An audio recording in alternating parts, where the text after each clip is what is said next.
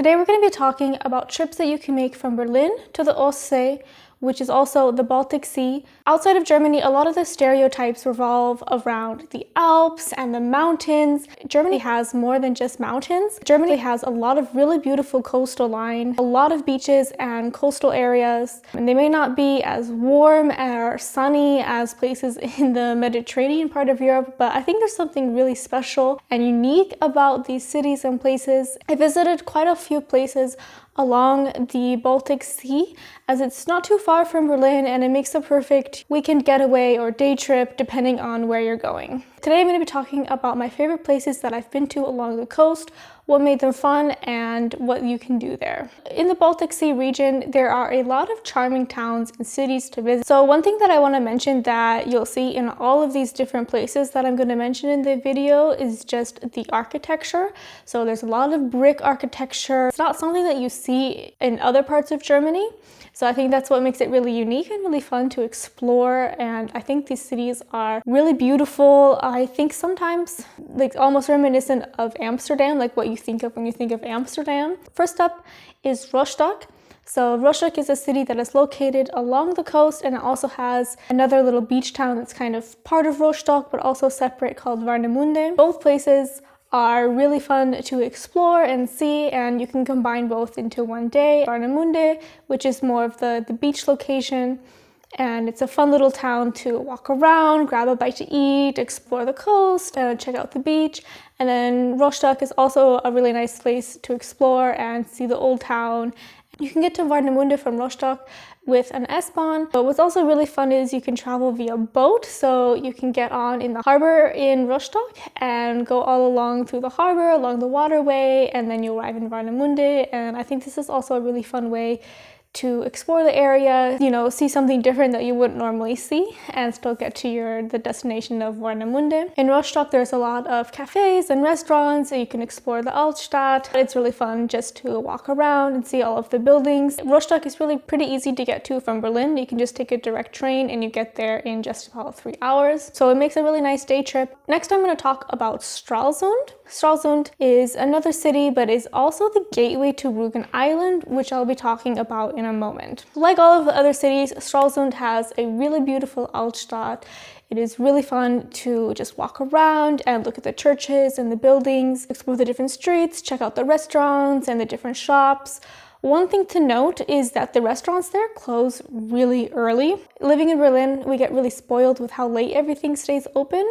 And sometimes I forget that in the rest of Germany, the hours are not the same and things close really early. You have to be aware of this. In Stralsund, things were closing especially early. Some of the restaurants were closing at 8 p.m. There are some that stay open a little bit later than this, but there's not going to be any sort of late night dining restaurant options. The weekend that I went was a holiday weekend, so there was a lot of tourists there. And this meant that the restaurants and the Altstadt was completely packed. If you didn't have a reservation for a restaurant, it was impossible. The first night that we arrived, we didn't realize you had to make a reservation. I think around 6 or 7 p.m. we just said, hey, we're gonna walk around, find a nice restaurant and start eating. And we walked for so long and stopped in at so many restaurants and everything was just full, completely booked out. We learned our lesson, made sure to make reservations for the next night so we could be sure to have dinner. One of the really interesting things to do in Stralsund is to visit the aquarium or the Oceanum.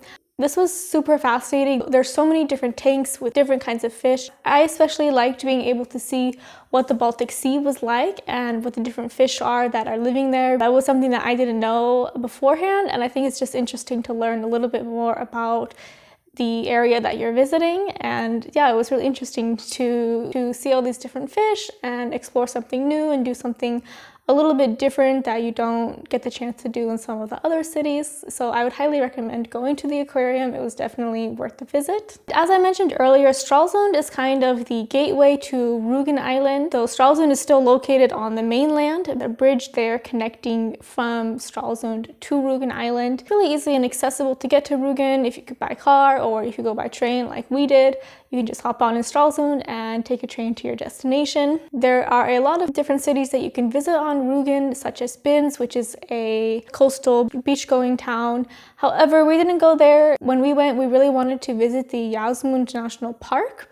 This is a park that is famous for its white chalk cliffs, something that has been on my Germany bucket list for years now, and I was really excited to finally go. It was absolutely amazing. You can hike along the top of the cliffs and you're in a really beautiful old growth forest just looking out over the sea below. You can also walk along the bottom of the cliffs as well. It's like a rocky little seashore. It was really fun to explore the area both from the bottom along the coast and up high on top of the cliffs. I would definitely recommend going. Finally, the last place I'm going to be talking about, and this is probably my favorite place, is Lübeck. Lübeck is actually the first town that I went to along the entire Baltic coast area. It just holds a very special place in my heart. Lübeck is located more to the west than all of the other cities that I've mentioned so far, and like the others, it has a really beautiful Altstadt area. It has Gothic brick architecture like the other ones, and I just think it is so beautiful. What's really famous is the Holsten Gate there. You've probably seen images of it. It's really cool to see something that you've seen in pictures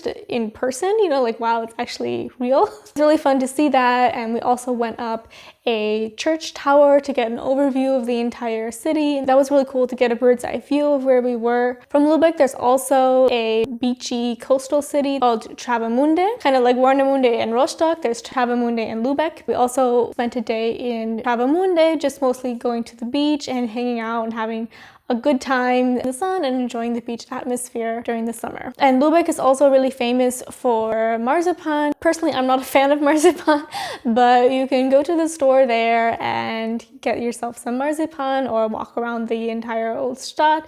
There's a lot of really fun shops to explore. I feel like Lübeck was the most beautiful of all of the cities I've mentioned. It was really quaint and really fun to walk around.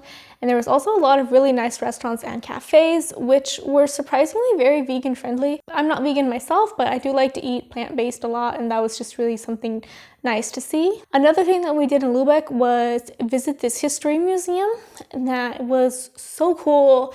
It was all about the Hanseatic trading empire. Kind of took you through like how that got set up and what it was like and all of the different trading ports and what things were like back then. And it was extremely interesting and just such a well thought out museum that it was just really fascinating to walk through. So I would highly recommend checking out that museum as well. It's worth a visit. Overall, the Baltic Sea region, the Ostsee coast, has a lot to offer. Highly recommend going to.